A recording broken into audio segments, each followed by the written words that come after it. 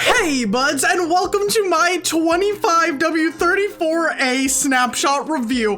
And first off, we have a new panorama. Look at the copper golems here. We have the cow up there. I do see peeking out. We got some little statues and they're in their different positions. I think that this one's sitting. I think they're all sitting actually. Oh my God, this is so good. This means that the update is going to release soon, just like how we saw with the other videos, like the Happy Gas update. We have another little copper golem over here. We have a walking copper golem, another copper golem, but he's turned around. He's admiring the beauty of the village. All right, well, let's go get into these features. We're gonna start off with something different than usual. Normally I get into this and I'm talking about new features first, but there's actually a developer's note regarding a change that was introduced a few updates ago. And it says, the rendering changes introduced in 25W31A for entities are now expanded to affect block entities and items. In 25W31A, there was this little segment called performance improvements, and it says entity rendering order was improved for significantly better performance, and you'll notice much smoother gameplay around areas with lots of mobs, and FPS won't increase much for things like render distance. This now being something like blocks and items is awesome! Hello, Mr. Pig. Do you think it's awesome as well, Mr. Pig?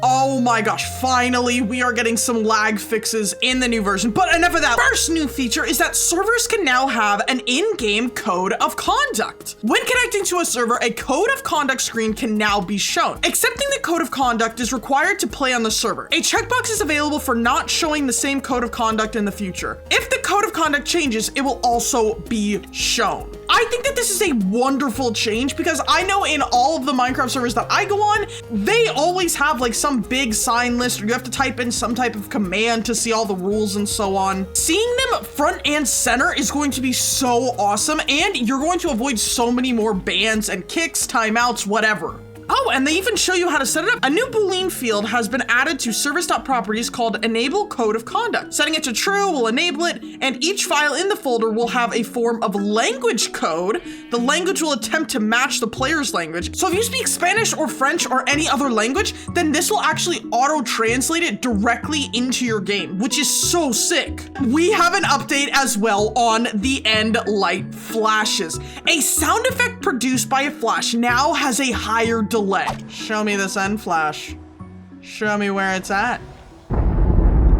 Oh, did you guys hear that? Oh, that's so cool. It like mimics, like, you know, when there's lightning or something, you don't hear the big like thunder clapping. It takes a few seconds to actually like let you hear it because light travels faster than sound or some sciencey stuff like that. I don't know, I just play Minecraft. Oh, and they have added a hide lighting flashes accessibility setting has been renamed to hide sky flashes, and also now disables the end flare. So this is what it is. Prevent lightning bolts or other environmental effects from making the sky flash. The sources of the flashes themselves will still be visible. I didn't know that that was a feature. They have also made minor tweaks to blocks, items, and entities. And this actually involves the copper golem. So let's come down here where I got the screenshot for last update. So if I throw an invisibility potion at you, then you should go invisible all the way?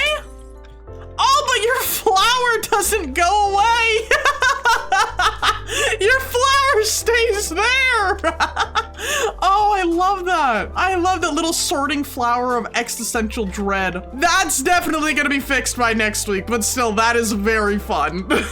And their hitbox has been tweaked, which of course I can't see this guy's hitbox now. Can the copper golem walk out of this? I mean, he looks to be 1 pixel too tall. Okay, but if I go like that, can you walk out of that, sir? They are having such a fun time. Just walk over to them.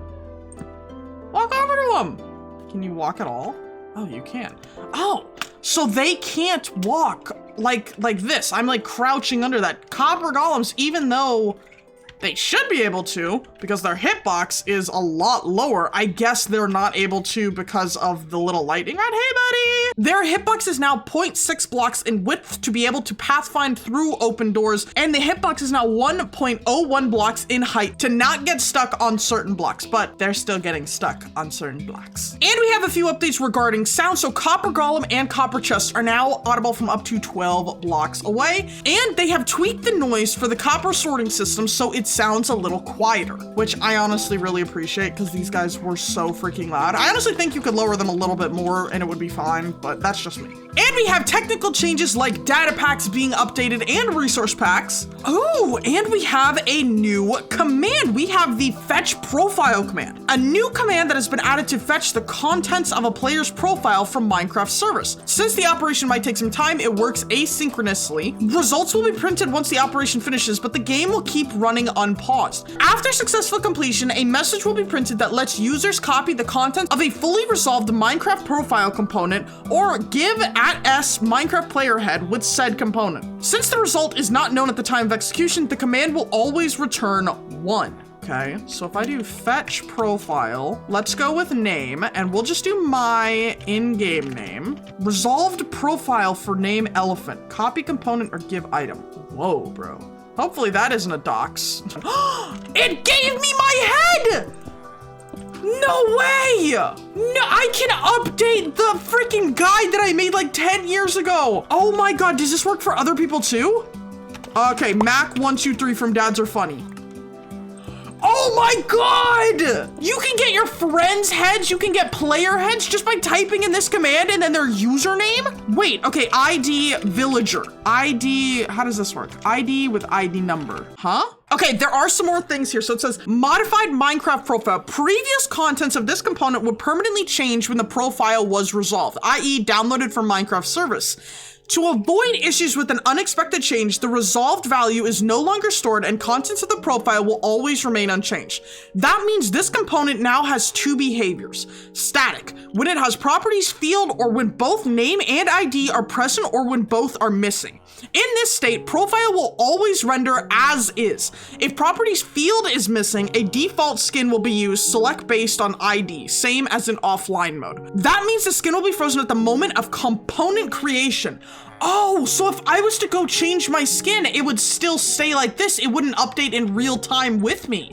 This option is preferred for decorational uses, yes. Dynamic, when it has either name or ID, but not both. When an item containing this profile is rendered on the client side, the profile will be resolved to most recent value. That means that this item will always render with the current skin of the targeted player. Note, if a player changes skins while game is running, change will not be visible unless clients restart. Resolution might happen with a delay, during which item will render with a default skin.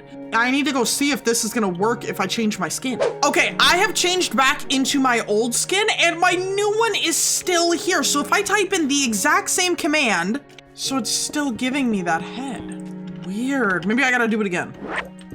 Okay, so this isn't updating my head skin, which I don't know if I'm typing in something incorrectly or what, but I don't understand how to do ID. Okay, I'm gonna be real. I don't know how this works, but look at how cool this is. I will for sure be coming back and making another video about this because this itself is something that I have wanted for so long. Not as big of an update as the last couple of weeks. Obviously, we have all my copper golems from when I was experimenting. Oh, he gave him another flower. If you guys want to watch more of our Snapshot videos, then make sure to check out these 2 videos on screen now. And as always, Budz, remember to join the village today. It's only a click away. And special thank you to our members, I Lilith, the Happy Tree Hugger, and Kinboshi.